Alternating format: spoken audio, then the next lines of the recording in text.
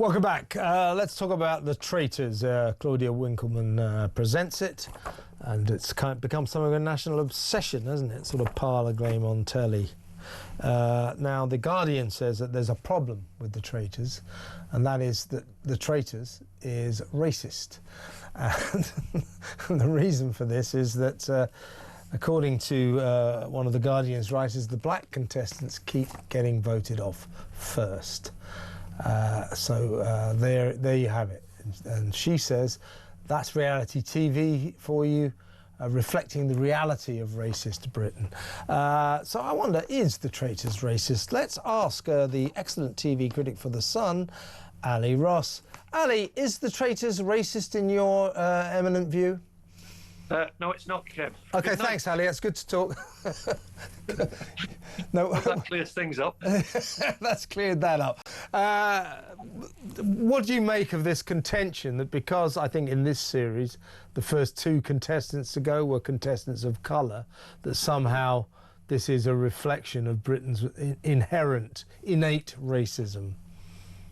Well, it's classic Guardian, isn't it? Guardian used to be a serious newspaper with some of the best journalists in Britain, like James Cameron and Simon Hoggart, and it's now just filled with race baiters and student essayists like this woman, who's you can throw the tag of racism at anything. Before I came on, I just Googled, are trousers racist?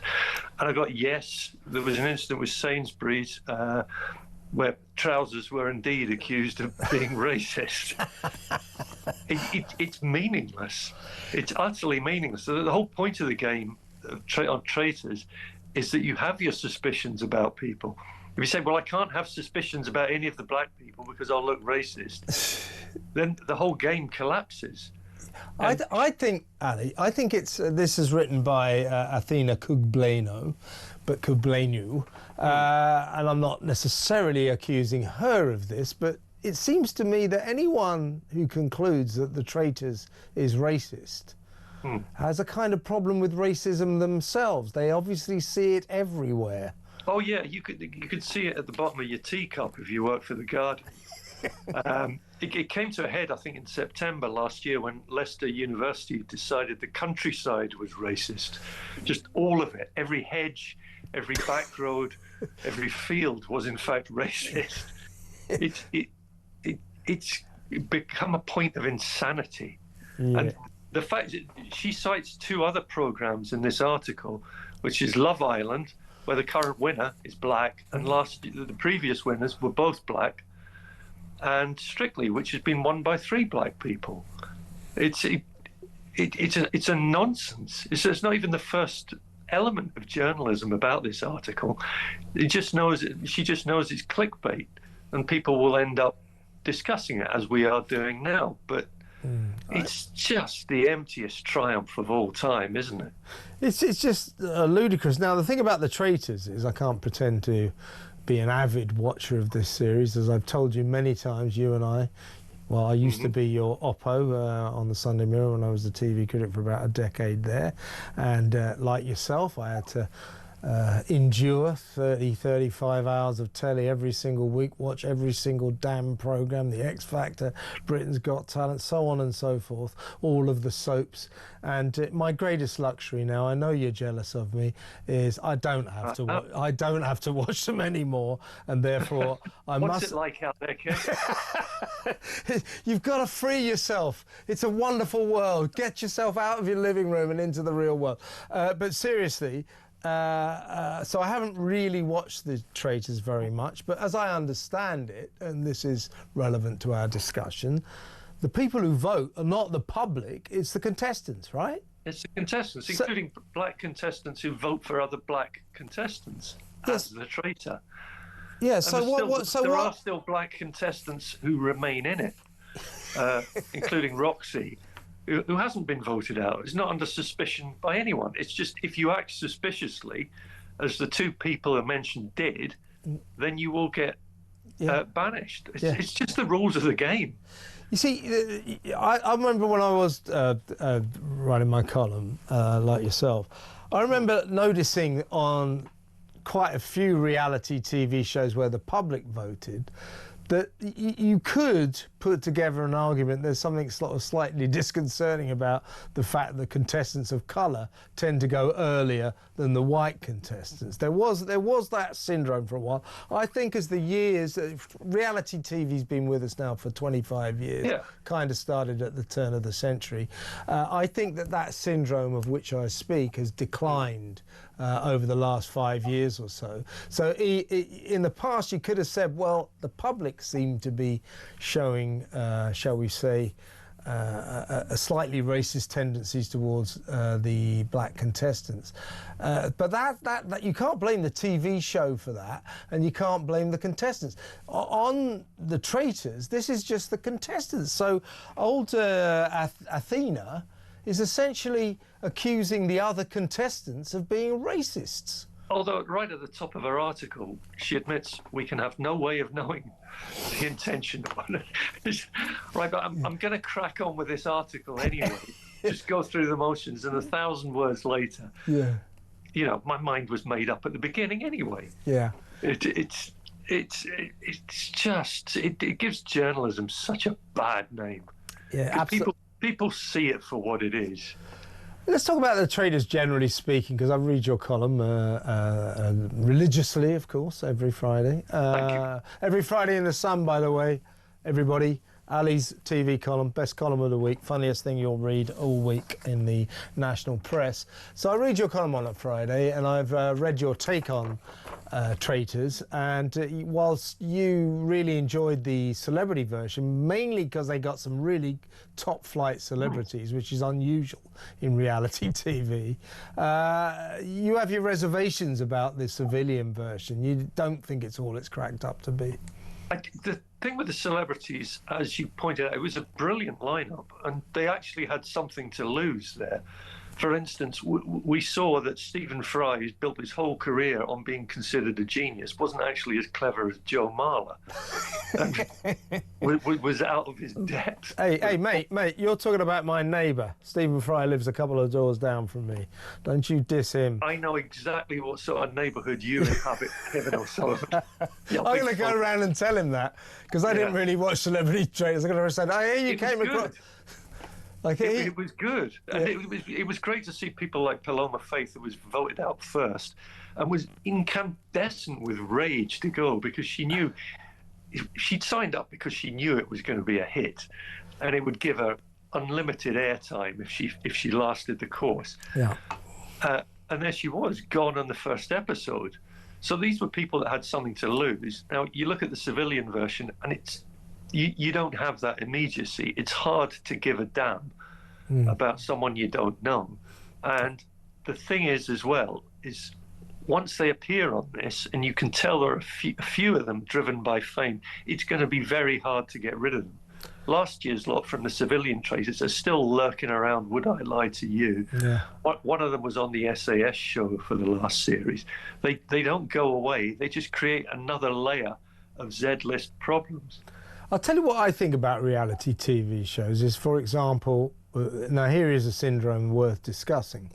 So, for example, the last series of Strictly, the first guy to go was Thomas Skinner, who, in my view, probably got very poor votes because he's a friend of J.D. Vance and has right-wing, classic hardline working class opinions. Good for him, I say. That's why I think he got That's why I think he got voted out. I mean, being right wing.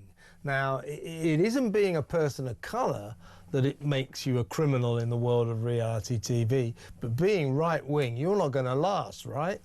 No, and I think he'll struggle to get TV work from now on.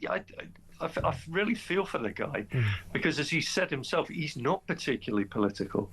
He got an invite from the Vice President of America, and who, including Guardian journalists, would, in all honesty, turn that down? Exactly. It would be fascinating. So he went along and was absolutely vilified for it. He's made mistakes along the way as well, I would contend, but he didn't deserve the treatment he got. Yeah, no, I agree, and he seemed to me to be a very likeable, simple, straightforward guy. with the kind of opinions that BBC people don't like, if you know what I mean. Oh no, they'd be absolutely horrified to discover a working-class, white, patriotic man in their midst. Who let him in? Yeah, exactly. He must be gone. Be gone, Thomas. Where do you think TV's heading, Ali? The reason I'm asking is I'm watching this carnage over at ITV, particularly in terms of daytime TV, when I mean, ITV have shed 300 staff who worked on Incredible, isn't it? On daytime telly. You know, shows like Lorraine has been cut right back. You've had Loose Women's been cut back. All the shows have been cut back drastically. I mean, is that going to work? I mean, my point is, what you've got here, it seems to me, the terrestrial format is failing. Changing because people are going towards streaming, they're going towards YouTube, and the terrestrial television industry's only answer, I'm not talking about ITV only, obviously talking about the BBC, Channel 4, Channel 5, their only answer seems to be, let's carry on doing the same thing, only with fewer staff. Let's carry on doing the same thing, only cheaper. That isn't a passport to the future, is it? It's not. If you just had to look at the Christmas schedules. This is supposedly a showcase for the best of television throughout the year. And there wasn't one thing there I would have chosen to watch. And that's why I take, apart from other reasons, that's part of the reason why I take Christmas off. It's just not worth knocking your pan in on the 25th of December to watch this garbage, cheap, derivative, unadventurous garbage. Yeah. Well, we're going to end up going back to the test card during the day at this rate because there is so little money about in the industry. Yeah, and they put back your picture byline. Remember that used to have you in the middle of the test card, didn't they? So they could go back to that on the Sun. But going back to that Christmas Day schedule, when you look at that. You know, for me, I stopped writing a column in 2016, so that's 9 years ago. And I looked at this year's Christmas schedule and said, that's the same as when I was still writing a column. So in 10 years, they're still doing the same program. EastEnders, Strictly Christmas Special, EastEnders, of course, Call the Midwife, so on and so forth. It seems to be an industry that is steeped in a sort of staggering lack of imagination. Yeah, and it's straitjacketed by its own political prejudices as well. It's all but killed off comedy. The drama is all pretty derivative as well. So what you're going to get is cheap television and more reality TV, stuff like that. It's going down a very dark tunnel at the moment, mainstream television. As you said, we no longer have, in your column, we no longer have whodunits, we have he-done-its. It's always the guys, it's always the white guy, the white rich guy, he's always the villain, right? It takes the fun. As soon as he appears, it's like, hello, all right, it's you. There's no point in watching the rest of this. What was that series set in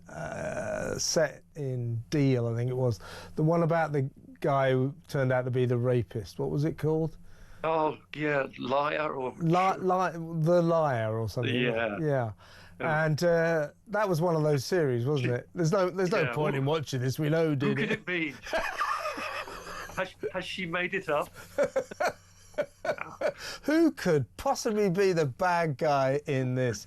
So, is there anything good coming up that someone like me might want to watch, Ali? No, but the bonus is forest fires have put off the start of Love Island.